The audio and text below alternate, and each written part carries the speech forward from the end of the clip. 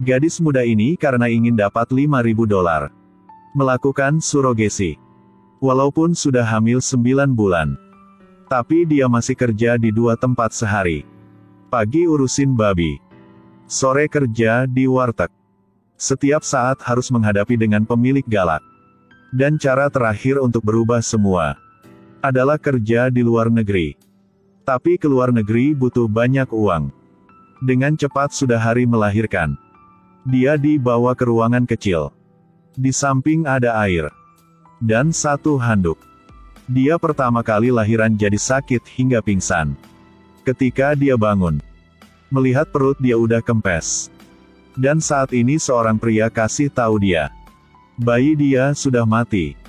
Bayi tidak bisa diselamatkan. Mereka kasih $500 buat dia. Dia sangat santai. Ketika pulang ke rumah terus menangis. Dia menangis bukan karena anak meninggal. Tapi hilang kesempatan untuk berubah hidup yang buruk ini. Besok dia mencari ke rumah orang yang bisa bantu dia ke luar negeri. Tapi dia masih kurang $3.000. Ingin orang ini turunkan harga untuknya. Ketika keluarga negeri akan bayar. Tapi orang ini tidak setuju lalu pergi. Dia langsung berlutut mohon padanya. Dan bilang dia sudah capek selama 19 tahun. Tapi pria ini tetap menolak. Setelah gadis ini karena ingin mendapatkan uang. Sudah curi barang di tempat jual babi. Dan jual keluar dengan harga lebih murah. Ketika pulang ke rumah dia melihat. Kamarnya berantakan. Semua uang dan paspor sudah hilang. Dia tahu pasti bibi dia yang ambil. Dia tidak mau anak ini ke luar negeri. Dan terus menjadi alat untuk menghasilkan uangnya. Tapi dia tidak berani minta balikin uang. Tidak menyangka hal yang buruk terus datang. Soal curi barang ketahuan sama pemiliknya. Dan soal jual barang ketahuan sama pemilik tempat jual babi juga. 2 kerjaan hilang dalam sehari. Hidup menjadi lebih sulit. Tidak punya pilihan lain dia mencari ke rumah bibi. Bersiap untuk kerjaan yang spesial. Karena bisa hamil. Dia angkat kaki ke atas. Dia ingin menghasilkan $5.000 biar bisa kerja di luar negeri. Tapi semua uang dan paspor sudah hilang. Dia hanya bisa mencari ke rumah bibi untuk kerja seperti itu lagi. Bibi tahu dia baru lahiran. Jadi beli obat bagus buat dia. Dengan cepat antar dia ke ruangan yang gelap. Bibi mencari seorang pria badan gede. 5 detik pria itu keluar. Tapi mulai sejak itu, tiap hari harus kerja. Dia terus minum obat bagus. Sampai dia hamil saja. Dalam waktu ini, dia sudah mengenal satu pria. Orang ini sangat lembut padanya. Membuat dia merasakan cinta. Suatu hari dia datang ke rumah pria itu untuk makan. Ternyata dia sudah punya keluarga. Dia jatuh ke dalam kebingungan. Bibi menemukan mereka jatuh cinta. Suruh gadis ini jangan ketemu pria itu lagi. Suatu hari ketika sedang di toilet dia merasa bahwa dia sudah hamil. Akhirnya juga dapat. Dia langsung kasih tahu bibi.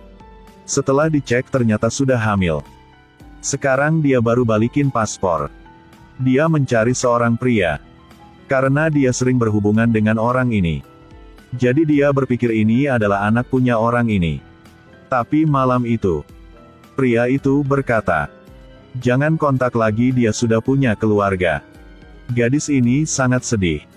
Pria itu melihat sedih. Jadi kasih tahu dia. Sebenarnya anak pertama dia masih sehat. Tapi bibi dia ketika dia pingsan sudah bawa pergi. Lalu jual ke orang lain. Dan hanya kasih dia $500. Dia marah langsung cari bibi dia. Dia terus mengetuk padanya. Tapi bibi tidak peduli pada dia. Dia hanya bisa diam dan menangis. Tidak menyangka hari kedua bibi mencari dia. Tanya dia siapa yang kasih tahu soal itu. Dia sudah hamil 10 bulan. Dan bayi mati. Bibi hanya kasih $500 buat dia. Sebenarnya anak dia masih sehat. Tapi sudah jual ke luar negeri. Ketika dia tahu kebenaran. Langsung cari obat pil aborsi. Satu hari bibi mencari dia. Dan bersikap seperti peduli padanya. Apakah Anda berpikir orang ini sudah berubah? Tapi dia ingin tahu siapa yang kasih tahu kepada gadis ini. Jika dia jawab, dia akan dapat $5.000. Dia tidak mau omong, tapi berpikir ke hidup baru di luar negeri. Dan sifat pria itu kepada dia. Akhirnya di bawah pesona uang dia sudah kasih tahu. Setelah itu, Bibi kasih uang $5.000. Sekarang dia berjalan di jalan tanpa nyawa. Karena dia berhasil keluar dari kehidupan yang buruk ini. Mencari ke tempat yang dia inginkan selama ini. Suatu hari dia datang untuk pamit sama pria itu. Kedua duduk di kursi, tidak ada yang omong apa. Sekarang gadis ke toilet.